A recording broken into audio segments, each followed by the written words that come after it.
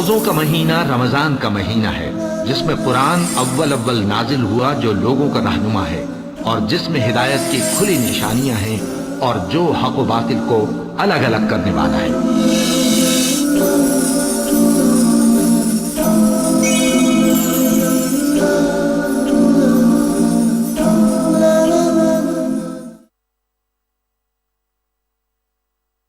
الحمدللہ کفا و سلام علی عبادہ الذین اصطفیٰ، اما بعد۔ محترم ناظرین، پروگرام فضائل رمضان کی اس نشست میں آپ حضرات کا استقبال ہے۔ السلام علیکم ورحمۃ اللہ وبرکاتہ۔ آج کی نشست کا موضوع ہے روزے کے فوائد و مقاصد۔ اعوذ باللہ من الشیطان الرجیم، بسم اللہ الرحمن الرحیم۔ یا ایھا الذین آمنوا کتب علیکم الصیام کما کتب علی الذین من قبلکم لعلکم تتقون۔ رب اشرح لی صدری ویسر لی امری واحلل عقدۃ من لسانی یفقہوا قولی۔ رب زدنی علما سبحانک لا علم لنا الا ما علمتنا انک انت العلیم الحکیم۔ تمام قسم کی تعریفات اللہ وحدہ لا شریک، خالق کائنات، مالک ارض و سما اور مدبر انس و جاں کے لیے ہیں۔ اس کے بعد بے شمار درود و سلام نازل ہو جناب محمد الرسول اللہ صلی اللہ علیہ وسلم پر کہ اللہ رب العالمین نے انہیں رحمۃ للعالمین بنا کر بھیجا۔ اللہم صلی علی محمد وعلی آل محمد کما صلیت علی ابراہیم وعلی آل ابراہیم انک حمید مجید۔ اللہم بارک علی محمد وعلی آل محمد کما بارکت علی ابراہیم وعلی آل ابراہیم انک حمید مجید۔ ناظرین کرام، اسلام کا کوئی بھی کام کسی بھی طریقے سے فائدے سے خالی نہیں ہے۔ اس میں دنیاوی بھی فائدے ہیں اور اخروی بھی فائدے ہیں۔ اسلام کے کسی بھی رکن کو لیجئے، اس میں کسی نہ کسی طریقے سے ہمارا ہی فائدہ ہے۔ اسی طرح ایک اہم رکن ہے روزہ۔ اللہ تعالیٰ اس روزے کے ذریعے کیا چاہتا ہے؟ اللہ تعالیٰ ہرگز نہیں چاہتا کہ انسان دن بھر کھانے پینے سے رکا رہے، دن بھر اپنی بیوی سے ہم بستر ہونے سے رکا رہے، بلکہ اس کے بہت سارے مقاصد ہیں۔ تو گویا کہ روزہ جسمانی، روحانی اور سماجی اعتبار سے فائدہ مند ہے۔ روزے کے فائدے جسمانی اعتبار سے بھی ہیں، روزے کے فائدے روحانی اعتبار سے بھی ہیں، اور روزے کے فائدے سماجی اعتبار سے بھی ہیں۔ روزے کا اہم مقصد تو یہ ہے کہ آدمی فرض کو نبھانے والا ہو جائے۔ روزے کا اہم مقصد تو یہ ہے کہ آدمی نوافل کا اہتمام کرنے والا ہو جائے۔ دیکھتے نہیں آپ، جب لوگ تراویح کا اہتمام کرتے ہیں تو یہ درس دلانا مقصود ہے، یہ سبق یاد دلانا مقصود ہے، اور بھی نوافلیں ہیں اور بھی سنتیں ہیں جس کا اہتمام کیا جائے۔ روزے کا مقصد ہے کہ آدمی نوافلوں کا اہتمام کرنے والا ہو جائے۔ روزے کا اہم مقصد تو یہ ہے کہ آدمی کے اندر صبر کا مادہ پیدا ہو جائے۔ روزے کا اہم مقصد تو یہ ہے کہ آدمی کے اندر ہمدردی، غمگساری کا جذبہ پیدا ہو جائے۔ اللہ تعالیٰ نے انسان کو کیوں پیدا کیا ہے؟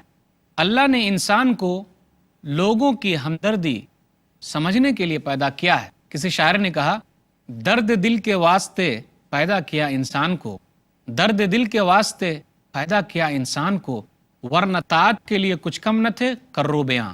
یعنی اللہ تعالیٰ نے انسان کو انسانوں کے ساتھ ہمدردی، غمگساری کے لیے پیدا کیا ہے، ایک دوسرے کے غم میں شریک ہونے کے لیے پیدا کیا ہے، ورنہ اللہ کی اطاعت کے لیے فرشتے کافی ہیں، اللہ کی فرما برداری کے لیے فرشتے کافی ہیں۔ حالی نے کہا، خدا رحم کرتا نہیں اس بشر پر، نہ ہو درد کی چوٹ جس کے جگر پر، کسی کے گر آفت گزر جائے سر پر، پڑے غم کا سایہ نہ اس بے اثر پر، کرو مہربانی تم اہل زمیں پر، خدا مہرباں ہوگا عرش بری پر۔ اللہ اس انسان پر رحم نہیں کرتا جو دوسروں کا درد اپنے دل میں محسوس نہیں کرتا ہے۔ کسی کے یہاں مصیبت آئی ہوئی ہے لیکن اس آدمی کے اوپر کچھ بھی اثر نہیں پڑتا، تو حالی نے کہا، زمین والوں پر رحم کرو، آسمان والا تم پر رحم کرے گا۔ تو یہ روزے کا ایک اہم فائدہ ہے کہ روزے کی وجہ سے سماجی طور پر ہمارے اندر لوگوں کے سلسلے میں ہمدردی پیدا ہو جاتی ہے۔ روزے کا اہم مقصد تو یہ ہے کہ اللہ کو ہم راضی کر لیں۔ روزے کا اہم فائدہ تو یہ ہے کہ ہمارا نفس پاک اور صاف ہو جائے۔ روزے کا اہم مقصد تو یہ ہے فرشتے ہمارے لیے دعا کریں۔ روزے کا اہم مقصد تو یہ ہے کہ ہم تمام گناہوں سے اپنے آپ کو بخشوا لیں۔ روزے کا اہم مقصد تو یہ ہے کہ ہم اپنے آپ کو جہنم سے آزاد کروا لیں۔ روزے کا اہم مقصد تو یہ ہے کہ ہم اپنے آپ کو بخشوا لیں۔ یاد رکھیے، رمضان کا مہینہ تو نزول قرآن کا مہینہ ہے۔ روزے کا اہم مقصد یہ ہے کہ ہم قرآن کے پیغام کو یاد کریں۔ آپ غور کیجئے، کیا اعتکاف میں بیٹھ کر غار حرا کی یاد نہیں آتی؟ بالکل غار حرا کی یاد آتی ہے، کیونکہ یہ مہینہ تو نزول قرآن کا مہینہ ہے۔ آدمی جب اعتکاف میں بیٹھتا ہے، گویا کہ اپنے آپ کو الگ کر لیا ہے اور اللہ کو یاد کر رہا ہے، اس زمانے کو یاد کر رہا ہے، اس دور کو یاد کر رہا ہے کہ نبی صلی اللہ علیہ وسلم غار حرا میں بیٹھ کر اللہ کی عبادت کرتے تھے، تو فرشتہ اترا تھا، جبریل امین آئے تھے اور قرآن کا نزول شروع ہوا تھا۔ تو اہم مقصد، ایک اہم فائدہ یہ بھی ہے، نبی صلی اللہ علیہ وسلم آخری 10 دنوں میں بہت زیادہ عبادت کرتے تھے۔ مائی عائشہ رضی اللہ تعالیٰ عنہ کہتی ہیں، صحیح مسلم کتاب الاعتکاف کتاب نمبر 14 حدیث نمبر 1175، کان رسول اللہ صلی اللہ علیہ وسلم یجتہد فی العشر الاواخر ما لا یجتہد فی غیرہ۔ رسول اللہ صلی اللہ علیہ وسلم رمضان کے آخری 10 دنوں میں جتنی زیادہ عبادت کرتے تھے اتنی اور دنوں میں نہیں کرتے تھے۔ تو رمضان کا اہم مقصد ہے کہ قرآن کے مقصد کو سمجھا جائے۔ روزے کا اہم مقصد ہے کہ قرآن کے نزول کے مقاصد کو سمجھا جائے۔ اور روزہ کس لیے آیا؟ غور کیجئے، جب بہیمیہ ہمارے اندر غالب آ جائے، حیوانوں کی صفت ہمارے اندر آ جائے، تو ضروری ہے کہ جس چیز سے آ رہی ہے اس کو توڑ دیا جائے۔ تو اس سے بہتر کون سی شکل ہو سکتی ہے کہ آدمی روزہ رکھے؟ اس سے بہتر کوئی شکل نہیں ہے۔ تو روزہ سب سے بہترین علاج ہے، اس لیے ہم اور آپ روزہ رکھتے ہیں۔ اسی طرح ہمارا 3 طریقے کا نفس ہے۔ ایک نفس یہ ہے کہ ہم کو برائی پر ابھارتا ہے، دوسرا نفس یہ ہے کہ ہم کو ملامت کرتا ہے کہ تو نے غلط کام کیا، اور ہمارے اندر تیسرا نفس یہ ہے، وہ مطمئن ہو جاتا ہے کہ ہم نے نیک کام کر لیا، اب ہمارا فائدہ ہے۔ روزہ کون سے نفس کے لیے آیا؟ غور کرنے کی بات ہے۔ ہمارے اندر جو برائی پیدا کرنے والا نفس ہے اور برائی کے لیے ابھارنے والا نفس ہے، اس کو نفس امارہ کہتے ہیں، اور ملامت کرنے والے نفس کو نفس لوامہ کہتے ہیں، اور مطمئن ہو جانے والے نفس کو نفس مطمئنہ کہتے ہیں۔ تو ہمارے اندر حیوانی صفت کو غالب کرنے والا نفس ہے نفس امارہ، تو اس کو دبانا ہے۔ اس کو دبانے کے لیے روزے سے بہتر کوئی چیز نہیں ہے۔ اس لیے اللہ تعالیٰ نے ارشاد فرمایا، سورہ یوسف سورہ نمبر 12 آیت نمبر 53، اللہ نے کہا، ان النفس لامارۃ بالسوء الا ما رحم ربی ان ربی غفور الرحیم، کہ نفس جو ہے وہ برائی پر ابھار رہا ہے، لیکن جس پر میرا رب رحم کرے وہ آدمی فائدے میں ہے، اور میرا رب گناہوں کو معاف کرنے والا ہے۔ سورہ یوسف سورہ نمبر 12 آیت نمبر 53۔ اب غور کیجئے، روزہ کس طریقے سے اپنے نفس کے اوپر کنٹرول کرنا سکھاتا ہے۔ روزہ کھولنے سے پہلے جب سارے سامان آگے رکھے ہوئے ہیں، بہترین کھانے موجود ہیں، پینے کے لیے شربت بھی موجود ہے، لیکن 1 منٹ پہلے بھی کوئی بھی آدمی روزہ کھول نہیں سکتا۔ سورج ڈوبنے سے 1 منٹ پہلے بھی کوئی چیز آدمی کھا نہیں سکتا، شربت اٹھا کے پی نہیں سکتا۔ اس سے زیادہ اپنے نفس کو کنٹرول میں رکھنے کا کوئی مادہ ہو سکتا ہے؟ اس سے زیادہ اپنے نفس کو کنٹرول کرنے والی کوئی چیز ہو سکتی ہے؟ نہیں۔ تو پتہ چلا روزہ نفس امارہ کو کنٹرول کرنے والا ہے، برائی پر ابھارنے والے نفس کو کنٹرول کرنے والا ہے، اور اس کو صحیح سمت پہ لگانے والا ہے۔ تو روزے کا ایک اہم فائدہ یہ بھی ہے، ہمارا معدہ جو ہے وہ بیماریوں کا ایک گھر ہے، اور پرہیز اس کا علاج ہے۔ ہو سکتا ہے لوگ کہتے ہوں گے کہ اس کا طبی فائدہ بھی ہے روزے کا، لیکن ہم اور آپ روزہ اس لیے رکھتے ہیں کہ یہ اللہ کا اور اس کے رسول صلی اللہ علیہ وسلم کا حکم ہے۔ جسمانی فائدے بھی ہیں اس کے، طبی فائدہ بھی ہے اس کا۔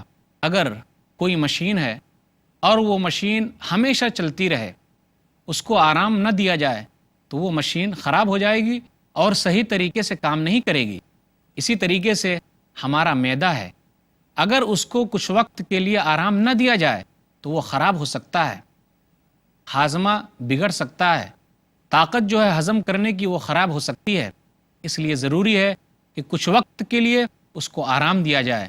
تو رمضان کا مہینہ معدے کو آرام دینے کے لیے بہترین مہینہ ہے، تاکہ ایک مہینے تک معدہ جو ہے پھر نئے سرے سے تازہ ہو جائے اور وہ اپنا کام اچھے طریقے سے کرنے لگے۔ اس لیے بہت سارے لوگ روزہ رکھتے ہیں تاکہ ان کا ہاضمہ صحیح ہو۔ جس کو بھی روزہ رکھنا ہے، ہو سکتا ہے کہ ان کے نزدیک یہ بات ہو، لیکن ہم مسلمان صرف اللہ کے لیے روزہ رکھتے ہیں اور اللہ کے حکم پر عمل کرتے ہوئے روزہ رکھتے ہیں۔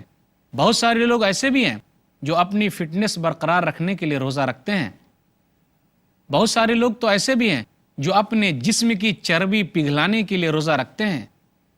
بہت سارے لوگ اپنے اپنے حساب سے روزہ رکھتے ہیں تاکہ اس کا فائدہ اسے ہو، طبی کچھ بھی فائدہ ہو، سائنس کے اعتبار سے کچھ بھی فائدہ ہو، لیکن مسلمان صرف اللہ کے لیے روزہ رکھتا ہے۔ تو روزے کا ایک فائدہ یہ بھی ہے کہ معدہ جو ہے وہی صحیح طریقے سے کام کرنا شروع کر دیتا ہے، ہاضمے کی خرابی ختم ہو جاتی ہے، ہاضمہ درست ہو جاتا ہے، جسم چست ہو جاتا ہے، مشین نئے طریقے سے کام کرنا شروع کر دیتی ہے۔ اسی طرح روزے کا ایک اہم مقصد اور ایک اہم فائدہ یہ ہے کہ ذرا احساس ہو ان مالداروں کو، کن مالداروں کو؟ جن کو اللہ تعالیٰ نے بہت سارا مال دیا ہے، روزہ رکھے ہوئے ہیں ایک دن۔ روزے کا فائدہ اور ایک اہم مقصد یہ بھی ہے کہ مالداروں کے دلوں میں غریبوں، یتیموں، مسکینوں، بیواؤں، محتاجوں اور معذوروں کے سلسلے میں جذبہ پیدا ہو سکے۔ ایک دن وہ بھوکا رہ کر لاغر ہو گیا ہے، کمزور ہو گیا ہے، جسم اس کا کمزور نظر آ رہا ہے۔ کتنے لوگ ایسے ہوں گے جو کئی کئی دن تک بھوکے ہیں، انہیں پورا کھانا نہیں ملتا؟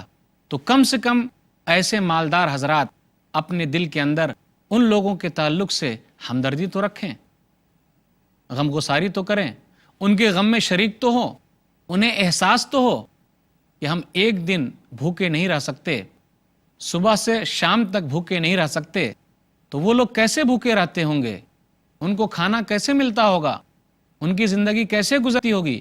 تو روزہ اس لیے بھی ہے تاکہ آدمی کے اندر اپنے بھائی کے تعلق سے نیکی کا جذبہ پیدا ہو، اپنے بھائی کے تعلق سے ہمدردی کا جذبہ پیدا ہو، اپنے بھائی کے تعلق سے مدد اور تعاون کا جذبہ پیدا ہو۔ روزے کا ایک اہم مقصد یہ بھی ہے۔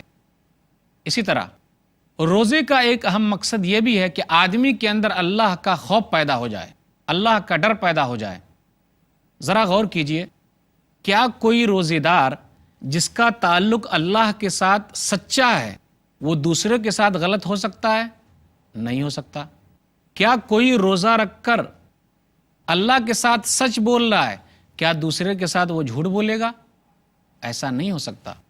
جس کا تعلق اپنے رب سے مضبوط ہو گیا وہ انسانوں کے ساتھ بھی مضبوط رہے گا۔ کیا کبھی ایسا ہو سکتا ہے کہ لوگ اللہ کے ساتھ امانت داری کے ساتھ پیش آئیں اور دوسرے لوگوں کے ساتھ خیانت کرنے لگیں؟ ایسا نہیں ہو سکتا۔ روزہ یہ نہیں سکھاتا ہے، روزہ ہمارے دل کے اندر یہ پروان نہیں چڑھاتا ہے، بلکہ روزے سے ہمیں یہ فائدہ حاصل ہوتا ہے کہ جو اللہ کے ساتھ پکا اور سچا ہے وہ انسانوں کے ساتھ بھی پکا اور سچا رہے گا۔ اسی لیے جو لوگ یہ دعویٰ کرتے ہیں کہ پہلے انسانوں کے ساتھ بھائی چارہ قائم کیا جائے، میں کہتا ہوں پہلے لوگ اللہ کے ساتھ اپنے رشتے صحیح کر لیں، تب انسانوں کے ساتھ رشتے صحیح ہو جائیں گے۔ کیونکہ ہمارے پاس بنیاد تو کوئی چیز ہونی چاہیے جس کے ذریعے ہم لوگوں کے ساتھ اپنے تعلقات درست کریں گے۔ تو ایک بنیاد ہے اللہ پر بھروسہ، اللہ پر یقین، اللہ پر ایمان۔ اگر اللہ کے ساتھ ہمارے تعلقات صحیح ہیں تو ہم دوسرے کے ساتھ بھی اپنے تعلقات درست رکھیں گے۔ ایسا نہیں ہے کہ لوگ دیکھ رہے ہیں تو ہم نیک بنے بیٹھے ہیں اور جب لوگ نہیں دیکھتے تو ہم برے ہو جاتے ہیں۔ یہ اس وقت ہوتا ہے جب اللہ کے ساتھ ہمارا تعلق صحیح نہیں ہے۔ اگر اللہ کے ساتھ ہمارے تعلقات بہتر ہیں، اللہ کی بات ہم مانتے ہیں، تو ضروری ہے کہ ہم لوگوں کے ساتھ بھی اچھے رہیں گے۔ یہ ہے بہتر ہے کہ ہم لوگوں کے ساتھ بھی اچھی زندگی گزاریں گے۔ تو روزہ جو ہے ہمارے دلوں میں خوف الہی پیدا کرتا ہے کہ آدمی اللہ کے لیے لوگوں کے ساتھ بھلائی کرے۔ ہم لوگوں کے لیے لوگوں کے ساتھ بھلائی نہیں کرتے ہیں۔ اللہ نے کیا سکھایا کہ اللہ کے لیے، اللہ کے واسطے لوگوں کے ساتھ بھلائی کرنا ہے، تاکہ قیامت کے دن اس کا بدلہ ہمیں ملے گا۔ تو جو کام بھی اللہ کے لیے کیا جائے اللہ تعالیٰ اس کا بدلہ بھرپور دیتا ہے۔ جو کام اللہ کے لیے کیا جائے اس کام کو خلوص کہتے ہیں، اور جو کام دوسروں کو دکھانے کے لیے کیا جائے وہ ہے ریاکاری، دکھاوا۔ اسلام کے اندر ریاکاری کی کوئی جگہ نہیں ہے، اسلام میں خلوص کی، للہیت کی جگہ ہے۔ اس لیے اللہ کے واسطے کسی کی مدد کرنی ہے، اور روزہ ہمارے اندر خوف الہی پیدا کرتا ہے۔ روزے کا ایک اہم مقصد یہ بھی ہے کہ ہم دن میں اپنی بیوی سے اگر ہم شادی شدہ ہیں تو ملنا ہمارے لیے حرام تھا۔ روزے کا ایک اہم مقصد یہ بھی ہے کہ دن میں اگر ہم شادی شدہ ہیں تو اپنی بیوی سے ملنا، ان کے ساتھ ہم بستر ہونا ہمارے لیے حرام تھا۔ غور کرنا ہے، کتنے بھائی ایسے ہیں جو طاقت رکھتے ہیں کہ ان کی شادی ہو، ان کے اندر طاقت ہے لیکن شادی نہیں ہو پا رہی ہے، تو ہمیں ان کے بارے میں بھی سوچنا ہے کہ ان کا انتظام کیسے ہو پائے گا۔ اگر میں ایک دن بھی برداشت نہیں کر سکتا تو وہ لوگ کیسے برداشت کرتے ہوں گے؟ تو روزہ اس کا بہترین علاج ہے۔ نبی صلی اللہ علیہ وسلم نے ارشاد فرمایا، صحیح بخاری کتاب النکاح کتاب نمبر 67 حدیث نمبر 5066، کننا مع النبی صلی اللہ علیہ وسلم شبابا لا نجد شیئا، کہ ہم لوگ چند نوجوان تھے، نبی صلی اللہ علیہ وسلم کے پاس، ہمارے پاس کچھ نہیں تھا۔ تو رسول اللہ صلی اللہ علیہ وسلم نے کہا، یا معاشر الشباب، اے نوجوانوں کی جماعت، من استطاع الباءۃ فلیتزوج، تم میں سے اگر کوئی شادی کی طاقت رکھتا ہے تو چاہیے کہ شادی کر لے، فإنہ اغض للبصر احسن للفرج، کیونکہ شادی کرنے سے نگاہیں نیچی ہو جاتی ہے اور شرمگاہ کی حفاظت ہوتی ہے۔ ومن لم یستطع فعلیہ بالصوم، اور اگر کوئی نکاح کی طاقت نہیں رکھتا تو اسے چاہیے کہ روزہ رکھے، فإنہ لہ وجاء، روزہ رکھنے سے جسمانی شہوانی طاقت کا خاتمہ ہو جائے گا۔ تو روزہ ان لوگوں کے لیے بھی بہترین علاج ہے جن کے پاس بیوی نہیں ہے اور اس کوئی انتظام نہیں ہو پا رہا ہے۔ افسوس کی بات تو یہ ہے کہ آج کل زنا بالکل آسان ہے اور نکاح کرنا کافی مشکل ہے۔ اگر زنا پر کنٹرول کرنا ہے تو ہمارے لیے ضروری ہے کہ ہم لوگ نکاح کو آسان کریں۔ روزہ ایسے لوگوں کے لیے جن کے لیے بیوی کا انتظام نہیں ہو پا رہا ہے، یا ایسی عورتوں کے لیے جن کے لیے شوہر کا انتظام نہیں ہو پا رہا ہے، ضروری ہے کہ اپنی خواہش کو دبانے کے لیے روزہ رکھے۔ روزہ اس کی خواہش کو دبانے کا بہترین ذریعہ ہے اور یہ بہترین علاج ہے۔ غور کیجئے، روزے کے مقاصد میں بہت سارے مقاصد ہیں۔ آدمی کس طریقے سے ایک دوسرے کی مدد کرنے میں آگے بڑھتا ہے اور آگے چلا جاتا ہے، اور ایک مہینے تک جب اس کی اس طریقے سے تیاری ہوتی رہتی ہے تو 11 مہینے تک اس کا اثر نظر آتا ہے۔ اس لیے ہم اور آپ کو کوشش کرنا ہے اور آگے بڑھنی ہے تاکہ روزے کے تمام فائدے جو ہیں اس سے ہم فائدہ حاصل کر سکیں۔ روزے کا ایک اہم فائدہ یہ ہے کہ روزہ ہمارے اخلاق کو جوڑنے کا کام کرتا ہے۔ روزے کا اہم مقصد یہ ہے کہ دل سے اخلاق کو جوڑا جائے، ظاہری اخلاق نہیں۔ آدمی وقتی طور پر دکھاتا ہے لیکن دل میں کچھ اور رکھے ہوا ہے۔ روزہ اس بات پر ہمیں ابھارتا ہے کہ ہم دل سے سچے اخلاق کو جوڑیں اور لوگوں کے ساتھ اپنے تعلقات بنائے رکھیں۔ روزے کا ایک اہم فائدہ یہ ہے کہ غلط کاموں سے چھٹکارا ہمیں دلاتا ہے۔ کسی کو شراب پینے کی عادت ہے، کسی کو سگریٹ پینے کی عادت ہے، کسی کو اور کچھ کام کرنے کی عادت ہے۔ تمام برے کاموں سے اگر چھٹکارا حاصل کرنا ہے تو اس کے لیے ضروری ہے کہ وہ روزہ رکھے۔ یہ ایک اہم مقصد ہے، لیکن ہم اور آپ صرف اللہ کے حکم سے روزہ رکھتے ہیں، تو تمام برے کاموں سے چھٹکارے کا بہترین ذریعہ روزہ ہے۔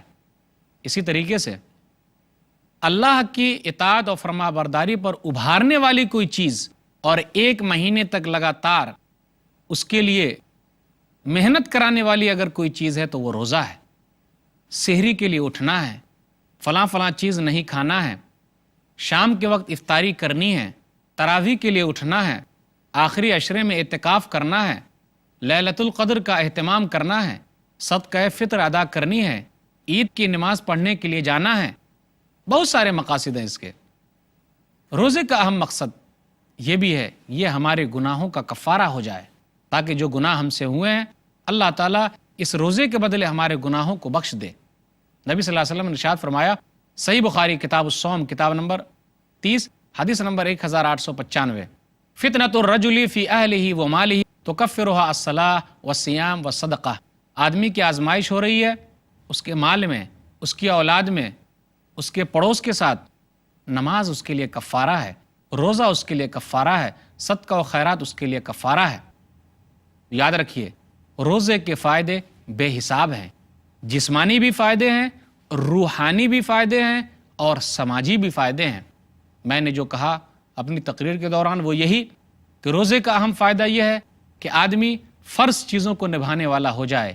1 مہینے تک اس نے روزہ رکھا ہے، 11 مہینے تک بھی وہ اور فرض چیزوں کو نبھائے گا، نوافلوں کا اہتمام کرنے والا ہو جائے، اپنی روحوں کو صاف کرنے والا ہو جائے، اپنے نفس امارہ کو مارے۔ روزہ بہترین علاج ہے۔